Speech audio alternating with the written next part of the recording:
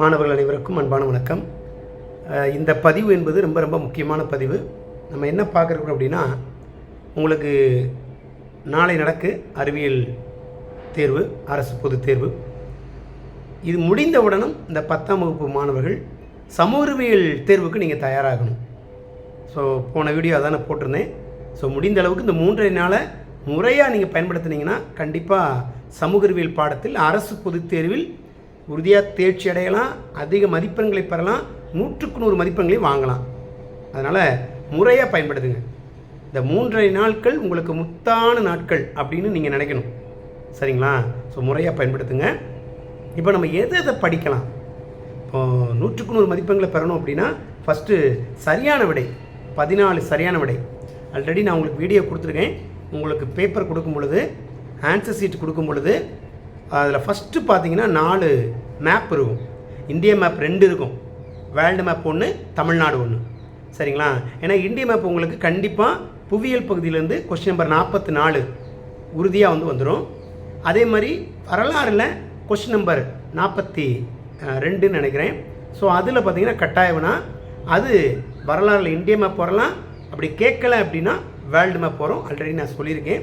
So அதனால் 2 இந்திய map வரும், 1 வேர்ல்டு மேப் வரும். அடுத்து தமிழ்நாடு புவியியல் பகுதி. ஏன்னா நீங்கள் இந்தியா குறிக்கலை அப்படின்னா தமிழ்நாடு குறிப்பீங்க. புவியியல் பகுதியில் 44 கொஸ்டின். ஸோ ரொம்ப கவனமாக இருக்கணும். இதில் நீங்கள் முதல்ல நீங்கள் மேப்பை குறிச்சிருங்க. Map only பென்சில்கிட்ட குறிங்க. உங்கள் ஆசிரியர் சொல்லியிருப்பாங்க, முறையாக சொல்கிறேன், பென்சில்கிட்ட குறிங்க. பேனாட்டை தயவுசெய்து குறிக்காதீங்க. கொஸ்டின் நம்பர் உட்பட கூட நீங்கள் என்ன பண்ணலாம், பென்சில்கிட்டே போட்டுடலாம். கொஸ்டின் நம்பர் நல்லா தெளிவாக போட்டுருங்க. மேப்பில் எக்காரணத்துக்கு கொண்டும் பேனாவை பயன்படுத்தாதீங்க, சரிங்களா? 8 இடங்கள் புவியியல் பகுதி குறிக்கிங்களா, அல்லது கொஸ்டின் நம்பர் 42 குறிக்கிங்க அப்படின்னா இந்திய மேப் கேட்டிருக்காங்க. உதாரணத்துக்கு ஜான்சி, குவாலியர், சம்பரான், சரிங்களா, பாரக்பூர், அதே மாதிரி மீரட், சௌரி சௌரா, இந்த மாதிரி பிளேஸ் கேட்காங்க. குவாலியர், லக்னோ, அந்த மாதிரி நிறைய இருக்குது, சரிங்களா, பாட்னா, இது மாதிரி கேட்குறாங்க அப்படின்னா நீங்கள் குறிச்சிட்டிங்க. கொஸ்டின் நம்பர் 42 முடிஞ்சு. அடுத்த பக்கம் எடுக்கிங்க, அதுலேயும் இந்திய மேப் இருக்குது அப்படின்னா கொஸ்டின் நம்பர் 44 அதில் உள்ள புவியியல் பகுதியை குறிச்சிருங்க. தெளிவாக குறிங்க. 8 இடங்களை மட்டும் குறிங்க, கேட்கப்பட்ட இடத்தை மட்டும் குறிங்க. அதான் ரொம்ப ரொம்ப முக்கியம். குறிப்பாக என்ன சொல்லியிருக்கேன், பென்சில்கிட்ட குறிங்க. பென்சில்கிட்ட குறிங்க, அதுதான் உங்களுக்கு ரொம்ப ரொம்ப நல்லது, சரிங்களா? ஏதாவது தவறாக குறிச்சா கூட கடைசி நேரத்தில் நம்ம ரப்பரை வச்சு அழிச்சிட்டு என்ன செய்யலாம், திரும்ப குறிச்சிக்கலாம். அதனால் பென்சிலை பயன்படுத்துங்க. அது எல்லா மாணவர்களுக்கும் நான் சொல்கிறது இன்ஸ்ட்ரக்ஷன். அடுத்து இது முடிஞ்சிருச்சு, மேப் ஒர்க் முடிஞ்சிருச்சு. தமிழ்நாடு மேப் குறிச்சிங்கன்னா கரெக்டாக குறிங்க, அது உங்களுடைய விருப்பம், சரிங்களா? 8 இடங்கள் கரெக்டாக குறிச்சிக்குமான்னு பாருங்கள். கேட்கப்பட்ட இடத்த மட்டும் குறிங்க, கூடுதலாகவும் குறிக்கக்கூடாது. அதே நேரத்தில் கேட்கப்பட்ட இடத்த தவிர்த்து நீங்கள் வேறு இடத்த குறிக்கக்கூடாது, சரிங்களா? அதனால் ரொம்ப கவனமாக குறிங்க. அடுத்து 14 சரியான விடையை முடிந்த அளவுக்கு ஒரே பக்கத்தில் எழுதுங்க. தெளிவாக அழகாக எழுதுங்க. கண்டிப்பாக உங்களுக்கு இடம் பற்றும். எழுதும் பொழுது உதாரணத்துக்கு சொல்கிறேன், ஏகாதிபத்தியம் முதலாளித்துவத்தின் உச்சக்கட்டம் என கூறியவர் யார்? இதற்கு பதில் லெனின். ஆவண்ணா ஆன்சர் லெனின் இருக்குன்னு வைங்களேன். அப்போ ஆவண்ணான்னு போட்டு லெனின் சொல்லி எழுதுங்க. கொஸ்டின் நம்பர் 1 ஆவண்ணான்னு போட்டு லெனின் எழுதுங்க, அவ்வளோதான். ஸோ அந்த ஆவண்ணா, ஈனா, ஈயனா இதை கண்டிப்பாக குறித்து நீங்கள் என்ன பண்ணணும், ஆன்சர் எழுதணும். இது 2வது. அப்போ 14 சரியான விட முடிஞ்சிருச்சு. அடுத்து நீங்கள் 2 மார்க் போகிறீங்க, சரிங்களா? பகுதி 2க்கு போகிறீங்க. 2 மார்க்ஸ் 10 2 மார்க் எழுதணும். இந்த 10 2 மார்க்கில் 28வது கேள்வி 2 மார்க் உங்கள் எதுலேருந்து ஆரம்பிக்கும் அப்படின்னா 15லேருந்து 28 முடிய எல்லா மாணவனுக்கும் தெரியும். அப்போ இந்த 28வது கேள்வி கட்டாயம்னா, அப்போ கட்டாயம்னாவை கம்பல்சரி அட்டன் பண்ணணும். நிறைய மாணவர்கள் கேட்குங்க, கம்பல்சரி அட்டன் பண்ணணுமா சார்? அட்டன் பண்ணலைன்னா மார்க் போயிடும். கட்டாயம்னாவை தவிர்த்து மீதி 10 கேள்வி நீங்கள் எழுதுனீங்க அப்படின்னா கடைசியாக நீங்கள் எழுதின 10வது கேள்வி அடித்து வச்சுருவாங்க. ஆசிரியர்களுக்கு, திருத்தக்கூடிய ஆசிரியர்களுக்கு மார்க் என்ட்ரு பண்ணும்போது கண்டிப்பாக நீங்கள் செய்த தவறு தெரியும். அதனால் எந்த மாணவனும் ஏமாற்ற முடியாது. குறிப்பாக 100 மதிப்பெண்கள் பெறக்கூடிய மாணவர்கள் தான் இந்த வேலையை பார்ப்பீங்க, சரிங்களா? ஏன்னா அந்த கட்டாயவனா தெரியும். கட்டாயவனாக்கு நான் சொல்லியிருக்கேன். கட்டாயவனாவை பற்றி கவலையே படாதீங்க. பொருளியல் புவியியல் பாடத்தில் இருக்கக்கூடிய ஏற்கனவே நம்முடைய சேனலில் கொடுத்துருக்கோம். அந்த கேள்விக்கு அதிக முக்கியத்துவம் கொடுங்க. ஒரு 10 கேள்வியோட நான் சொல்கிறேன். ஃபார் த எக்ஸாம்பிள், 2ஆம் பசுமை புரட்சி, அது மாதிரி டான்சிங், அதே மாதிரி ஸ்டாண்ட் அப் திட்டம், ஸ்டார்ட் அப் திட்டம், இதெல்லாம் கடைசியில் பொருளியலில் கடைசி பாடத்தில் வரும். இந்த கேள்வி. ஸ்டாண்ட் அப்பு ஸ்டார்ட் அப்பு மாற்றி எழுதிடக்கூடாது. அது 2ஆம் பசுமை பரீட்சை சொல்லிட்டேன். இதே மாதிரி சிப்காட் இது நல்லா படிச்சுக்கோங்க. இது மாதிரி ஒரு 10-15 கேள்வி, ஒரு 25 கேள்வி நான் ஏற்கனவே கொடுத்துருக்கேன். அதை நல்லா படிச்சுக்கோங்க. தெரியாத மாணவர்கள் நம்முடைய சேனலில் பாருங்கள். கட்டாய வினாக்கள் கம்பல்சரி நான் கொடுத்துருக்கேன். அதை படித்தாலே போதும். மோஸ்ட்லி புவியியல் மற்றும் பொருளியலில் இருந்து தான் அதிகபட்சம் 199% வருது. அதனால் கண்டிப்பாக அதை நீங்கள் என்ன பண்ணலாம், எழுதிடலாம். சரிங்களா? அதனால் 28வது கேள்வி நீங்கள் எழுதியிருக்கணும். 100 மதிப்பெண்கள் வாங்கணும் அப்படின்னா 28வது கேள்வியை முறையாக நீங்கள் எழுதியிருக்கணும். சரிங்களா? அடுத்து மீதி 9 கேள்வி நீங்கள் எழுதிடுவீங்க. உங்களுக்கு என்னென்ன கேள்வி தெரியுமோ சாய்ஸ் இருக்குது. ஏன்னா 15 ஆரம்பித்து 28 14 கேள்வி கொடுத்துருப்பாங்க. நீங்கள் 10 எழுதணும். 28வது கேள்வி கம்பல்சரி. சரிங்களா? ஸோ இதை நீங்கள் கரெக்டாக ஹெட்டிங் போட்டு பாயிண்ட்ஸாக எழுதுங்க. நிறைய மாணவர்கள் செய்யக்கூடிய தவறு பேராகிராஃபாக எழுதாதீங்க. பாயிண்ட்ஸாக எழுதுங்க. ஆண்டுகள்லாம் கரெக்டாக தெரிஞ்சுன்னா கரெக்டாக எழுதுங்க. சரிங்களா? இது ஒன்று. அதுமாதிரி கூடுதலாகவும் எழுதி வைக்காதீங்க. அதுவும் ஆசிரியர்கள் கண்டுபிடிச்சிருவாங்க. சரிங்களா? அடுத்து நெக்ஸ்ட்டு நீங்கள் போகிறது என்ன ஆகும், பகுதி 3 5 மதிப்பெண் வினாக்கள். 5 மதிப்பெண் வினாக்கள் 29 ஆரம்பித்து 42 முடிய இருக்கும். இந்த 29 என்னது அப்படின்னா கோடிட்டடம். 5 கோடிட்டடம். நல்லா படிக்கக்கூடிய மாணவர்கள் நல்லா கவனிங்க. நீங்கள் கோடிட்டடத்தை உறுதியாக படிச்சுக்கோங்க. கோடிட்டடத்தை படிக்காமல் இருக்காதீங்க. இல்லை, ஏன்னா நீங்கள் கோடிட்டடத்தை படித்தீங்கன்னா ஏற்கனவே நான் முதல் வீடியோவில் சொல்லியிருக்கேன், உங்களுக்கு டைம் சேவ் ஆகும். 5 ஒன் வேர்டு தான் டக்குன்னு எழுதிடுவீங்க. ஒரு 2 நிமிஷத்தில் 5 ஒன் வேர்டு எழுதிடுவீங்க. ஏன்னா நீங்கள் கொஸ்டின் பேப்பர் வாசிக்கும் போது அந்த 1/4 மணி நேரம் கொடுக்காங்களா, அதிலே நீங்கள் வாசிடுவீங்க. அதுக்குரிய ஆன்சர் உங்களுக்கு தெரிஞ்சிடும். அப்போ கொஸ்டின் நம்பர் 29ன்னு போட்டு 5 வார்த்தை எழுத எவ்வளோ நேரம் ஆகும்? 2 நிமிஷம் கூட ஆகாது. 1 நிமிஷத்தில் எழுதிடலாம். அப்போ உங்களுக்கு டைம் சேவ் ஆகுது. அதனால் கோடிட்டடத்தை நல்லா படிச்சிருந்தால் அதை அட்டன் பண்ணுங்கள். சரிங்களா? ஒன்று டவுட்டாக இருக்குது அப்படின்னா என்னை பொறுத்தளவு அதை தொட வேண்டாம். நீங்கள் எழுதி தான் செய்யணும். இந்த 5 மார்க் கேள்வி எழுத வேண்டிய கேள்வியை எடுத்துக்கோங்க. கோடிட்டடத்தை நல்லா படிச்சிருந்தா அட்டன் பண்ணிடுங்க. தவறுதலாக எழுதிடக்கூடாது. 100 மதிப்பெண்களுக்கு தான் நான் சொல்கிறேன். சரிங்களா? மற்றபடி இந்த ஸ்லோவில் நெஸ்லாம் என்ன பண்ணலாம், நீங்கள் கோடிட்டடத்தில் 1-2 தெரிஞ்சால் பரவாயில்ல, அதை எழுதி வைங்க. கொஸ்டின் நம்பர் 29 போட்டு 1வது சப்டிவிஷனுக்கு ஆன்சர் இது, 2வதுக்கு இது, அப்படி எழுதி வைங்க. 5ஐயுமே எழுதுங்க தயவுசெய்து. சரிங்களா? அடுத்து 30வது கேள்வியிலேருந்து வரும். 29 30 போயிருவீங்க. அப்படியே தெரிஞ்ச கேள்வியெல்லாம் எழுதுறீங்க. நீங்கள் கண்டிப்பாக உங்கள் ஆசிரியர் சொல்லியிருப்பாங்க. கம்பல்சரி 42வது கொஷின் நம்ம ஏற்கனவே என்ன செஞ்சிட்டோம், வரைபட பயிற்சி சொல்லிட்டோம். அது இந்தியா கேட்டிருந்தால் இந்தியா குறிச்சிருப்பீங்க. அப்படி இந்தியா கேட்கல அப்படின்னா வேர்ல்டு கேட்டிருப்பாங்க. வரலாறு பகுதியை நீங்கள் குறிச்சிருப்பீங்க. Question number 42. இதை எழுதாமல் விட்டுறாதீங்க மாணவர்கள். அதுவும் குறிப்பாக நல்லா படிக்கக்கூடிய மாணவர்கள் மறந்து போயிருந்தீங்க. 42வது கேள்வி எழுதியிருக்கோமா, 5 இடங்கள் குறிச்சிருக்கோமா, அதே மாதிரி இது கோடிட்டடம் அது கரெக்டாக எழுதியிருக்கோமா, அதே மாதிரி கட்டாயவனை 28 எழுதியிருக்கோமா, இதெல்லாம் செக் பண்ணிக்கோங்க. மறந்துடக்கூடாது. சரிங்களா? அதை கொஸ்டின் பேப்பர் வாசிக்கும் போது இதெல்லாம் நீங்கள் ஃபிட் பண்ணிடணும். அது மாதிரி எழுதி முடிச்சோன்னு ஒரு ரிவிஷன் கொடுங்க. அப்போ 42 கட்டாயவனம் அதை நீங்கள் கம்பல்சரி எழுதியிருக்கணும்.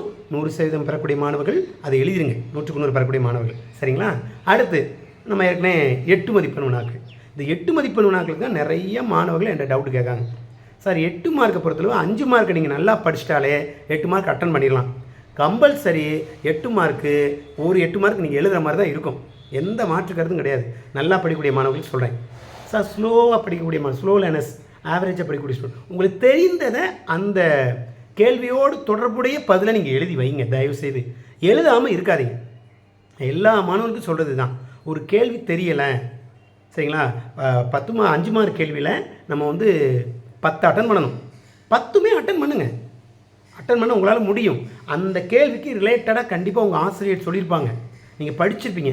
ஒரு 2 வரி 3 வரியாவது எழுதி வைங்க. அப்போ உங்களுக்கு மதிப்பெண்கள் கிடைக்க வாய்ப்புகள் இருக்குது. நல்லா படிக்கக்கூடிய மாணவர்கள் புத்தகத்தை ரெஃபர் பண்ணி நீங்கள் படிச்சிருப்பீங்க. கண்டிப்பாக ஆசிரியர் சொல்லியிருப்பாங்க. அல்லது ஏதாவது ஒரு கைடு நல்லா உங்கள் ஆசிரியர் ரெஃபர் பண்ணி தான் வாங்கி கொடுத்துருப்பாங்க. ஸோ அதில் உள்ளதை நல்ல தெளிவாக பாயிண்ட்ஸாக போடுங்க.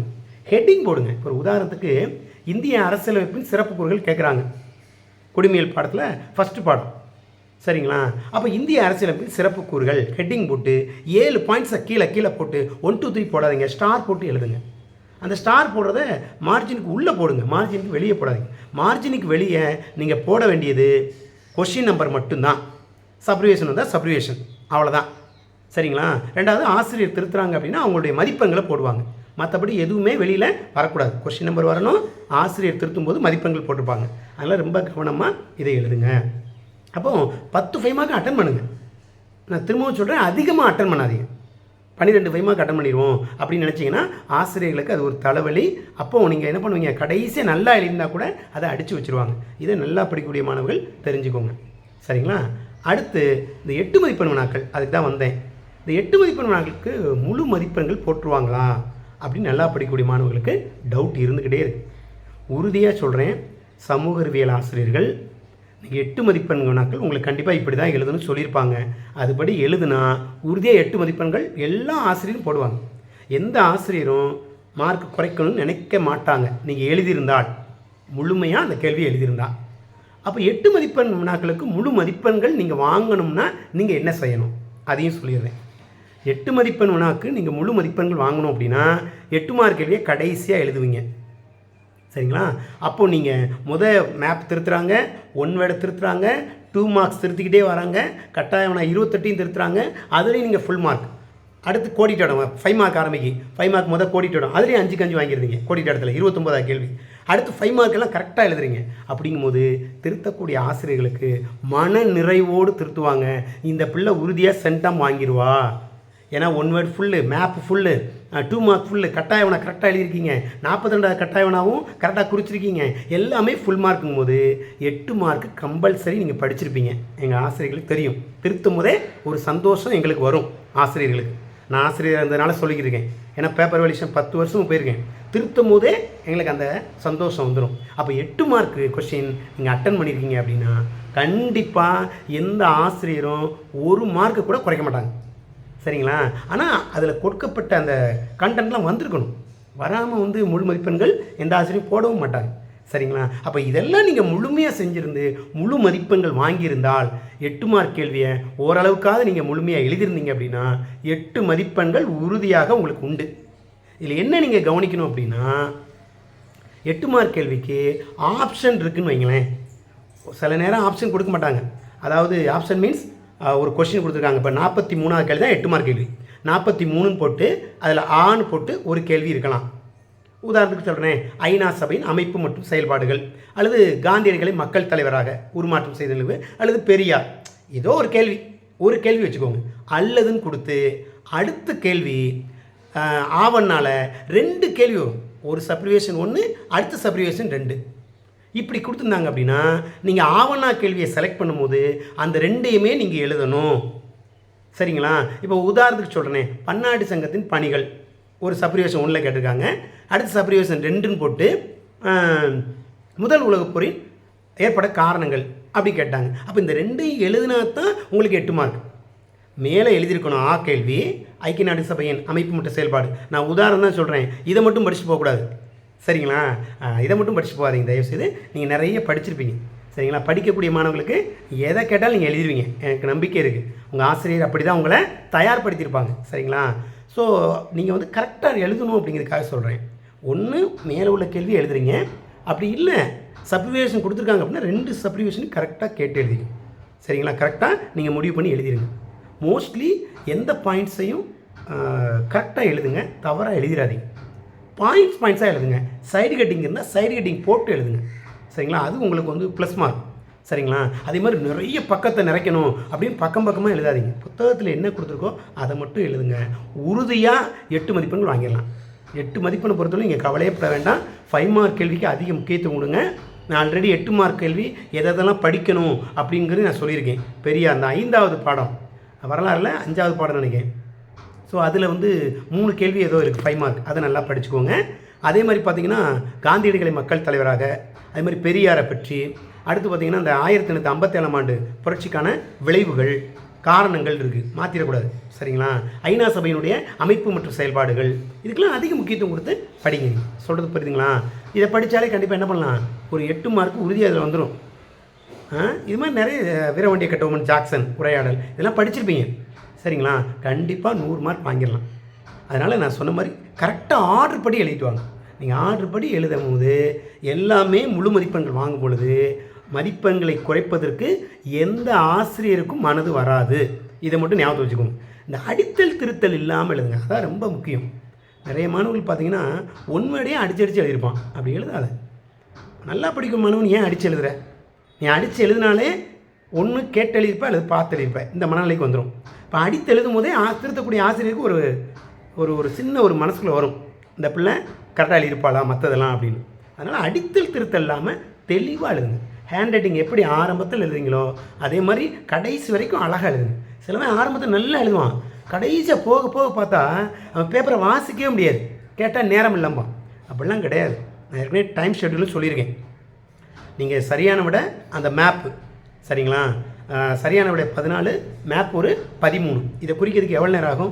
நான் ஏற்கனவே சொல்லியிருக்கேன், அரை மணி நேரம் அதிகபட்சம். அதுதான் நீங்கள் வாசிக்கிங்களேன், வாசிக்கும் போதே டைம் உங்களுக்கு தெரிஞ்சிடும், ஈஸி தான் அப்படின்னு. தெரியாதவங்க விட கேப் போட்டு வச்சுருங்க, நம்பரை போட்டு வச்சுருங்க. அப்புறம் கடைசியாக கண்டிப்பாக எழுதும் போது ஞாபகம் வரும். அப்போ அது ஒரு அரை மணி நேரம். 2 மார்க்கு, ஒரு 2 மார்க்கு 3 நிமிஷம் அதிகபட்சம். அப்போ 10 2 மார்க்கு கட்டாயம் உட்பட 10 2 மார்க்கு 30 நிமிஷம், அதிகபட்சம் 40 நிமிஷம் வச்சுக்கோங்க. அப்போ 1 மணி நேரமும் 20 நிமிஷம் ஆயிடுச்சு. அப்போ மீதி 10 5 மார்க் இருக்குது. இந்த 10 5 மார்க் எவ்வளோ எழுதலாம்? கோடிட்டேட் அட்டன் பண்ணால் 2 நிமிஷம் தான் கோடிட்டேடம். ஏற்கனவே 42 வினா அங்கே முடிச்சாச்சு, கட்டாய வினா குறிச்சாச்சுன்னு சொல்லிட்டேன். அப்போ மீதி எத்தனை வினா அட்டன் பண்ணணும்? அங்கே ஒரு கோடிட்டேடம் மீதி போக 8 கொஸ்டின். அப்போ எவ்வளோ நேரம் ஆகும்? 8 48, 6 நிமிஷம் வச்சுக்கலாம், அல்லது 7 நிமிஷம் கூட வச்சுக்கலாம். ஒரு 1.25 நேரம் ஆகும் எனக்கு தெரிஞ்சு. ஏன்னா 9 தான் எழுத போகிறீங்க, 1 அங்கே எழுதிட்டீங்க, மேப்பில் போயிடுச்சு. அப்போ 9 54, ஒரு மணி நேரம் வச்சுக்கோங்க, 1.5 மணி நேரம் கூட வச்சுக்கலாம். அப்போது ஏற்கனவே ஒரு மணி நேரம் 20 நிமிஷம், இது ஒரு 1.25 மணி நேரம், கிட்டத்தட்ட 2.5 மணி நேரம் சரிங்களா. உங்களுக்கு எக்ஸாம் 3 மணி நேரம். அப்போ 8 மார்க் எழுத எவ்வளோ நேரம் ஆகும்? 20 நிமிஷம் ஆகுமா? அப்போ மீதி 10 நிமிஷம் இருக்கா? அப்போ கண்டிப்பாக அந்த 10 நிமிஷம் நீங்கள் என்ன பண்ணலாம்? திருப்புதல் வச்சுக்கலாம். இதில் காலக்கூடலாம் ஈஸியாக நீங்கள் எழுதிடலாம். காலக்கூடலாம் ரொம்ப சிம்பிளாக இருக்கும். ஒரு 10 நிகழ்வு படித்தா போதும், 5 மார்க் வாங்கிடலாம், எந்த நிகழ்வு கேட்டாலும். அதே மாதிரி நல்லா படிக்கக்கூடிய மாணவர்களுக்கு மட்டும் நான் சொல்கிறேன், உலக நிகழ்வுகள்னு கேட்டால் உலக நிகழ்வுகள் எழுதுங்க. உலக நிகழ்வுகள் அப்படிங்கும்போது இந்திய நிகழ்வும் வரலாம். அதே இது இந்திய நிகழ்வு அப்படின்னு கேட்டால் இந்தியா தொடர்பான நிகழ்வு மட்டும் எழுதுங்க. இது வந்து நான் சொல்கிறது 100க்கு 100 மதிப்பெண்களை பெறக்கூடிய மாணவர்களுக்கு மட்டும், மற்ற மாணவர்கள் நான் சொல்லலை சரிங்களா.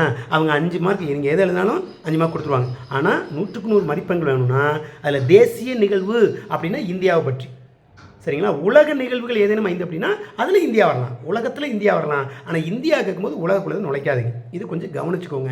மற்றபடி நார்மலாக கேட்டாங்க ஏதேனும் 5 நிகழ்வு 1920 முதல் 1950 முடிய ஏதேனும் 5 நிகழ்வுன்னு கேட்டால் நீங்கள் எதனாலும் எழுதலாம், ஏதாவது 5, அந்த 20 to 50க்குள்ளே. சொல்கிறது புரியுதுங்களா? ஸோ இதை மட்டும் கவனத்தில் வச்சுக்கோங்க 100க்கு 100 பெறக்கூடிய மாணவர்கள். அப்போது இந்த வீடியோ பார்த்த பிறகு கண்டிப்பாக உங்களுக்கு ஒரு எண்ணம் வந்திருக்கும், நம்மளும் 100 மதிப்பெண்கள் வாங்கிடலாம், அதிக மதிப்பெண்களை வாங்கிடலான்னு. இந்த 4 பாடத்தில் நாளைக்கு எழுதக்கூடிய அறிவியல் தேர்வையும் சேர்த்து சொல்கிறேன். 4 பாடத்துலையும் வாங்காத மார்க்கை சோசியல் சயின்ஸில் வாங்கணும் அப்படிங்கிற வைராக்கியத்தில் கிடைக்கக்கூடிய 3.5 நாட்களை முறையாக பயன்படுத்துங்க. கண்டிப்பாக அனைத்து மாணவர்களும், தமிழகத்தில் தேர்வு எழுதக்கூடிய அனைத்து மாணவர்களும் 10ஆம் வகுப்பு சமூக அறிவியல் பாடத்தில் 100% தேர்ச்சி அப்படிங்கிற ரிசல்ட் வரணும். எந்த பள்ளிக்கூடத்திலும் ஒரு மாணவன் கூட சமூக அறிவியல் பாடத்தில் ஃபெயில் ஆகக்கூடாது. ஸோ அதுதான் என்னுடைய இலக்கு, நம்முடைய சமூக அறிவியல் ஆசிரியர் நண்பர்களுடைய இலக்கு அதுதான். அதனால் இந்த கிடைக்கக்கூடிய அந்த 3 நாட்கள் சரிங்களா, அறிவியல் தேர்வு நாளைக்கு முடியுது. ஏன்னா அதை திரும்ப திரும்ப சொல்கிறேன்னா, சுற்றி உங்களுக்கு வந்து கோயில் திருவிழா நடக்கும் சரிங்களா, கோவிலுக்கு போவாங்க, பாட்டு கச்சேரி நடக்கும், எல்லாமே நடக்கும். அதே நேரத்தில் பரீட்சையும் 15ஆம் தேதி நடக்கும் அப்படிங்கிறத மனசில் வச்சுக்கோங்க. ஏன்னா படிக்கணும் சரிங்களா. ஒரு வருடம் ஹார்ட் ஒர்க் பண்ணிவிட்டு கடைசியாக கிடைக்கக்கூடிய அந்த 3 நாளை நீங்கள் படிக்காமல் விட்டிங்கன்னா, நம்ம கிளாஸ் தேர்வில், அரையாண்டு தேர்வில், ஸ்கூலில் எடுத்த மதிப்பெண்களை விட ரொம்ப மார்க் குறைஞ்சிடக்கூடாது. அது ரொம்ப கஷ்டமாக போயிடும், உங்கள் பெற்றோருக்கும் தான் ரொம்ப மன வருத்தமாயிடும். அதனால் தயவுசெய்து உங்கள் பெற்றோர்களையும் ஏமாற்றாதீங்க, உங்களுக்கு கல்வி புகட்டக்கூடிய ஆசிரியர்களையும் ஏமாற்றாதீங்க. அவங்க சொல்கிறத கேளுங்க. உறுதியாக சமூக அறிவியல் பாடத்தில் கடந்த ஆண்டு 50,000 பேர் தோல்வி, ரொம்ப வருத்தம் சரிங்களா. ஆனால் இந்த வட்டம் அது இருக்கவே கூடாது. அதான் ஒவ்வொரு சமூக அறிவியல் ஆசிரியரும் நினச்சி நாங்கள் வந்து அதை என்னென்னலாம் இன்னும் பண்ணலாம், மாணவர்களை தேர்ச்சி அதிகப்படுத்துறதுக்கு அப்படிங்கிற இதில் இறங்கியிருக்காங்க. அதனால் அதுக்கு உங்களுடைய ஒத்துழைப்பு, உங்களுடைய ஆசிரியருக்கு நீங்கள் கண்டிப்பாக ஒத்துழைங்க. இந்த 3 நாள் அவங்க என்ன சொல்கிறாங்களோ அதை கேளுங்க, அவங்கள்ட்ட எழுதி காட்டுங்க. அவங்க எழுத சொன்னால் எழுதி காட்டுங்க, குறித்து காட்ட சொன்னால் குறித்து காட்டுங்க. மேப்பெல்லாம் கண்டிப்பாக 100க்கு 100 மதிப்பெண்களையும் வாங்கலாம், அதிக மதிப்பெண்களையும் வாங்கலாம், தேர்ச்சியும் அடையலாம் சரிங்களா. ஸோ உங்களுக்கு என்ன டவுட்னாலும் என்னுடைய நம்பரை காண்டாக்ட் பண்ணுங்கள். நான் டிஸ்கிரிப்ஷனில் ஒரு லிங்க் வச்சுருக்கேன், அந்த லிங்க்கையும் பாருங்கள். ஆல்ரெடி நான் எல்லா டீம்லேயும் போட்டேன், இருந்தாலும் இதுலேயும் லிங்க் வைக்கேன், அதையும் பாருங்கள். அதில் உள்ள கேள்விகளுக்கு அதிக முக்கியத்துவம் கொடுத்து படிங்க சரிங்களா. 2 லிங்க் வைக்கேன், லிங்கை பார்த்து அதிக முக்கியத்துவம் கொடுத்து படிங்க. சமூக அறிவியல் பாடத்தில் நீங்களும் அதிக மதிப்பெண்களை வாங்கலாம். நன்றி, வாழ்த்துக்கள், பாராட்டுக்கள். அனைவரும் 100க்கு 100 மதிப்பெண்களை பெற வாழ்க வளமுடன். நன்றி.